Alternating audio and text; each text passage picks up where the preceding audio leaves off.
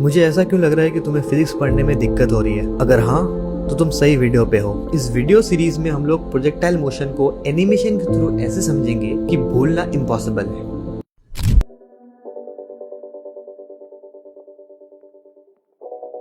तो देखो, बड़े ही सिंपल शब्दों में तुमको मैं पैरामीटर समझा देता हूँ। एक ऑब्जेक्ट को नीचे से ऊपर जाने में और ऊपर से नीचे आने में जो टाइम लगेगा उसको बोलते हैं टाइम ऑफ फ्लाइट। और वो ऑब्जेक्ट जो हॉरिजॉन्टल डिस्टेंस कवर करेगा वो होता है रेंज। और वो जो सबसे मैक्सिमम हाइट पे पहुंचेगा उसको बोलते हैं मैक्सिमम हाइट।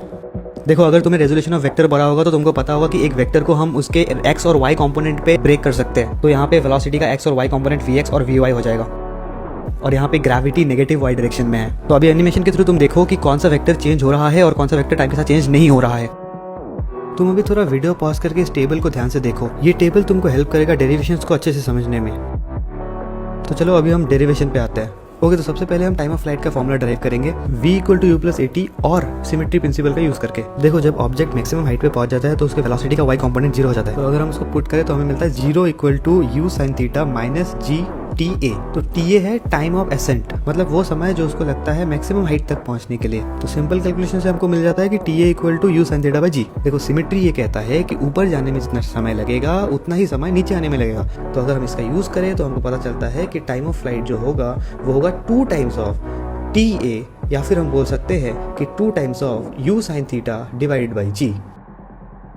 ओके, सो अभी हम आते हैं मैक्सिमम हाइट पे। तो हम यूज करेंगे v² = u² + 2as। क्योंकि मैक्सिमम हाइट पे वेलोसिटी का y कंपोनेंट 0 हो जाता है, तो अगर हम vy को 0 पुट करके इक्वेशन को सॉल्व कर दे तो हमें मिलता है hmax = u² sin² θ divided by 2g।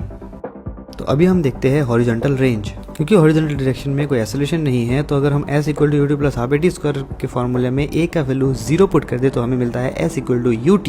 जो टाइम ऑफ फ्लाइट के लिए हम लोगों ने वैल्यू ड्राइव किया था उसको हम यहाँ पे पुट कर देते हैं। देखो, एक ट्रिग्नोमेट्रिक आइडेंटिटी है which is 2 sin θ cos θ = sin 2θ। उसको अगर हम यहाँ पे यूज करें तो हमें मिलता है r = u² sin 2θ divided by g। देखो, अगर तुमको रेंज का वैल्यू मैक्सिमम चाहिए तो तुम sin 2θ को 1 पुट करो, तो उससे 2θ = 90 डिग्री आ जाएगा और θ = 45 डिग्री। अगर आपने इस वीडियो से कुछ भी नया सीखा तो कमेंट में जरूर से लिखिएगा और एक लाइक करके जरूर से जाइएगा। Thank you for watching. Bye.